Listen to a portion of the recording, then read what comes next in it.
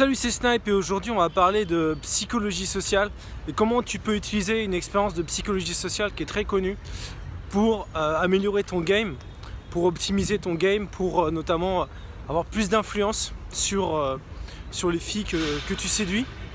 L'expérience dont je vais te parler aujourd'hui, c'est l'expérience de 1000 grammes. L'expérience de 1000 grammes qui est une expérience qui a été faite entre 1960 et 1963 et qui démontre que sous certaines conditions, des gens sont prêts à faire absolument n'importe quoi et surtout des gens sont prêts à faire des choses qui sont complètement contre leur morale. C'est une expérience sociale sur l'obéissance. Donc Stanley Milgram, il a montré, alors je te donne l'expérience, c'est quoi? C'est en fait tu demandes à des gens random de donner des décharges électriques en fait à un sujet, et il y a une gradation sur les décharges électriques. Donc il y a quelqu'un, donc un scientifique qui va dire bah voilà, mettez 5 volts, 10 volts, 15 volts, 20 volts, 30 volts, et en fait les gens vont jusqu'à 220 volts. Ils vont accepter en fait de faire subir des souffrances terribles à une personne qu'ils ne connaissent pas, ce qui normalement est totalement contraire à leur morale, simplement parce qu'il y a quelqu'un qui leur dit de le faire. Et cette expérience a aussi été adaptée récemment dans une émission de télé. C'est-à-dire qu'ils ont fait une fausse émission de télé. Donc tu peux chercher sur YouTube si tu veux pour voir de quoi je parle. Ça s'appelle le jeu de la mort. Donc tu peux chercher jeu télé expérience de 1000 grammes. Et l'idée c'était de reproduire cette expérience de 1000 grammes aujourd'hui. Enfin ça s'est fait il y a quelques années, je crois il y a 5 ans. Et là c'était en fait, on demandait à des gens qui étaient sélectionnés au hasard de mettre des décharges électriques à des individus, à des gens qu'ils ne connaissaient pas, en leur faisant croire que c'était un jeu télévisé. Et en fait, ils ne savaient pas que c'était un faux jeu télévisé. Et tu vois que 95% des gens allaient jusqu'à 220 volts, allaient jusqu'à infliger à une personne qu'ils ne connaissent pas 220 volts, simplement parce qu'il y avait quelqu'un qui leur disait bah si fais-le, si fais-le, vas-y continue. Et tu as seulement, je crois, 5% des gens qui ont dit stop, qui ont dit non, je peux pas faire ça parce que c'est inhumain. La plupart des gens se sont conformés. Et alors c'est quelque chose qui est très très intéressant parce que ça nous apprend quoi? Enfin moi, qu'est-ce que j'en ai déduit quand j'ai vu ça? Je me suis dit mais c'est très intéressant ce truc-là. Comment est-ce qu'on pourrait l'utiliser dans la séduction? C'est une expérience qui a montré que les gens obéissaient, tu vois, obéissaient plus que la normale, sous réserve qu'il y ait justement un certain contexte. Le premier principe de cette expérience, c'est quoi? Le premier truc, c'est qu'il faut qu'il y ait une personne qui ait une autorité. Donc là dans l'expérience, il y a quelqu'un qui est un scientifique, ou dans l'émission de télé, c'est l'animatrice qui dit bah fais-le, voilà, fais-le, c'est elle le leader. La plupart des gens s'exécutent. Le deuxième truc, c'est la gradation. Deuxième principe, gradation, c'est-à-dire que la plupart des gens ont accepté de monter jusqu'à 220 volts, c'est d'infliger des sévices, de faire des choses que normalement ils ne feraient pas naturellement, parce qu'il y avait une gradation, parce que ça s'est pas fait d'un coup. On leur a pas dit tout de suite bah mettez 220 volts gars, et s'il répond mal, en fait l'idée c'est quoi? Si le gars répond mal, tu lui infliges en fait une décharge électrique. Donc deuxième truc, gradation. Troisième principe, c'est troisième truc qui va être important, ça va être la normalité, l'autorité, mais c'est la normalité avec laquelle tu dis de faire l'action. C'est-à-dire l'animatrice télé ou le gars dans l'expérience scientifique, quand on lui dit d'infliger en fait une décharge électrique, il lui dit de manière normale, il dit voilà fais-le. Il ne doute pas de ce qu'il lui demande de faire. Ça c'est un truc aussi que tu peux utiliser. Alors c'est quoi ces trois principes et comment tu peux les utiliser toi dans ton jeu de séduction, de manière évidemment éthique, hein, parce qu'il s'agit de rester éthique dans ce qu'on fait. Mais il y a un truc qui est hyper important, c'est que si c'est pas normal pour toi, ça sera pas normal pour elle. D'accord? Principe de normalité. Quand tu demandes quelque chose à quelqu'un, donc tu te demandes par exemple un truc qui peut lui paraître anormal, c'est par exemple elle est jamais monté chez un mec le premier soir. Elle a jamais couché avec un mec le premier soir. La fille n'a jamais rencontré un mec dans la rue. Elle est jamais rentrée. Tu vois, tu rencontres une fille dans la rue, tu marches un peu avec elle et tu la ramènes chez toi. Il y a des filles qui n'ont jamais fait ça de toute leur vie, tu vois. Et peut-être que toi, tu l'as jamais fait aussi de toute ta vie. Donc peut-être que justement pour toi, c'est pas normal de faire ce genre de truc. Si c'est pas normal et que tu lui fais ressentir que c'est pas normal pour toi, ça sera pas normal pour elle.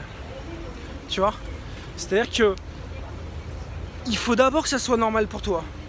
Si tu veux faire des trucs qui te paraissent un peu extrêmes, que tu n'as jamais fait ou que la fille n'a jamais fait, et ben pour elle, c'est pas conforme à sa réalité, c'est pas quelque chose qu'elle a l'habitude de faire. Donc ça sera pas normal. Simplement, si tu lui demandes de faire des choses qui lui paraissent pas normales pour elle, et ben elle va avoir tendance à résister, tu vois. Simplement parce que elle veut être conforme. On a tous une grosse tendance à être conformiste. Ça rejoint une autre expérience de psychologie sociale qui est extrêmement importante, qui nous permet de comprendre beaucoup de choses. C'est justement les expériences de conformisme social. Alors ça, c'est une autre expérience. C'est l'expérience en fait où par exemple on demande aux gens d'aller dans un ascenseur. Il y a 3 personnes qui sont des acteurs, qui sont des témoins. On leur dit de se mettre, tu sais, la plupart des gens quand ils sont dans un ascenseur, ils ont tendance à se mettre face à la porte. Tu vois, c'est logique. Il y a des expériences qui ont été faites où tu as 3 personnes qui sont payées, qui font partie de l'expérience et qui vont se mettre dos à la porte. Et ben dans 95% des cas, la 4e personne qui arrive, qui ne connaît pas l'expérience, qui ne sait pas que c'est une expérience, va se mettre aussi dos à la porte. Parce qu'elle va trouver ça bizarre, elle va vouloir se conformer à la majorité des gens. C'est-à-dire qu'on a tendance tous à se sentir à l'aise quand on fait ce que la plupart des gens font. C'est-à-dire que si on a du mal à faire quelque chose qui ne correspond pas à ce que font la majorité, c'est très très difficile. Quand bien même, si tu utilises ta propre logique et ton propre individualité, tu dis si, ça a sens de faire différemment. Donc comment est-ce que tu peux utiliser ça dans ton game? C'est de dire par exemple que c'est de surjouer le fait que ce que tu demandes de faire c'est totalement socialement conforme. C'est conformiste en fait. Par exemple, si la fille te dit moi je couche pas le premier soir, tu dis mais attends, je comprends pas, toutes les filles couchent le premier soir. Si ton objectif c'est de faire coucher le premier soir, toutes les filles le font. Tu vois, aujourd'hui, voilà, en 2018, 2019, tout le monde fait ça, tu vois. C'est-à-dire que tu lui mets une frame dans laquelle tu vas lui mettre une frame plus forte, où dans ta réalité, c'est l'action que tu lui demandes de faire ou que tu lui suggères est totalement normale et totalement conforme à ce que font la plupart des gens. Tu simules entre guillemets de la preuve sociale par rapport à ce que tu lui proposes de faire. Et là, c'est pareil, il faut surjouer l'assurance. C'est comme le fait de surjouer la normalité. Je te disais, tu sais, quand tu fais un instant FC par exemple, ça c'est un truc que la plupart des gens ne font pas ou que les filles n'ont pas trop forcément l'habitude de faire. Notamment en journée, tu rencontres une fille dans la rue, tu la ramènes chez toi, tu couches avec. Il n'y a pas beaucoup de gens qui le font. Si toi tu doutes, si toi c'est pas normal pour toi, ça sera pas normal pour elle. Maintenant, si par exemple elle se dit mais attends, c'est bizarre ce que tu fais, tu vois, et là je te prends un exemple par rapport à ça, mais ça peut être par rapport à d'autres trucs. Tu surjoues la normalité par rapport au fait que si, attends, il y a plein de filles qui couchent le premier soir, il y a plein de filles qui rencontrent des mecs dans la rue, c'est normal de rencontrer des gens dans la rue, il y a plein de filles qui le font, etc. Et tu surjoues le truc.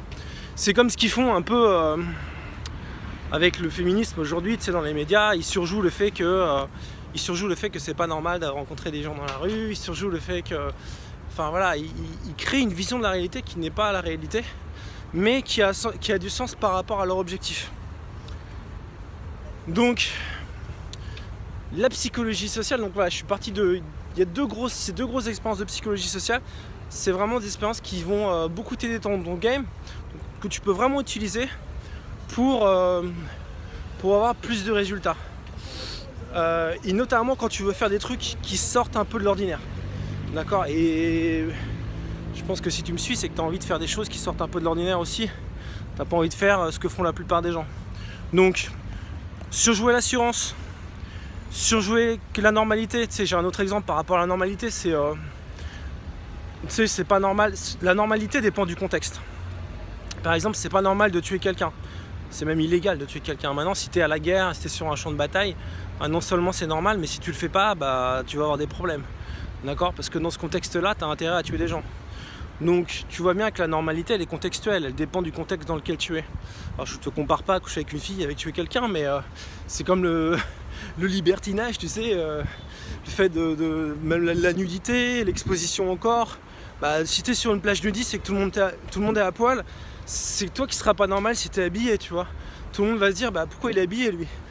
D'accord, si tu es dans un club libertin, tout le monde est en train de faire des trucs. Si tu es le seul qui fait rien, bah c'est toi qui seras pas normal. Parce que dans ce contexte-là, c'est toi qui est pas normal. D'accord, donc la normalité est contextuelle. Et quand tu es seul avec une personne, quand tu n'as pas de contexte autour de toi, la vision de la normalité, c'est toi qui vas la créer dans son imaginaire. D'accord, enfin c'est un combat de vision. D'accord, quand tu as un contexte, c'est facile de... par exemple, si t'es avec un wing, c'est encore plus facile quand t'es à deux, tu vois. Quand t'es à deux et que tu dis bah non, je sais pas, faire des trucs un peu des plans à 30, bah ouais, nous on fait ça, c'est normal, on a l'habitude, tu vois. On a l'habitude de le faire, c'est normal. Si t'es avec un pote qui va dans le même sens que toi, ça va être encore plus facile. Maintenant, si t'es seul, c'est ta vision de la réalité, ta vision des choses contre sa vision des choses. Et en fait, c'est celui qui va avoir le plus d'assurance par rapport à sa vision des choses qui va convaincre la personne qui est en face de lui. Donc voilà des principes qui m'ont beaucoup aidé, qui m'ont permis de faire des trucs un peu barrés, j'ai envie de te dire, complètement barrés. Je t'invite à regarder cette émission sur le jeu de la mort, sur l'expérience de 1000 grammes sur YouTube. Elle est très très intéressante. Et puis à l'occasion de Noël, je fais une promo, tu as moins 50% sur toutes les formations jusqu'au 25 décembre. Il y a plein de formations dans le catalogue, donc tu as le lien dans la description de cette vidéo. Tu as juste à cliquer et mettre le code Noël 2018. Et puis en fait le prix sera divisé par 2 sur la page suivante. Donc le prix va être divisé par 2. Donc tu as le lien dans la description de cette vidéo. Si tu as aimé cette vidéo, n'oublie pas de mettre un like et de t'abonner. Et moi je te dis à bientôt, ciao.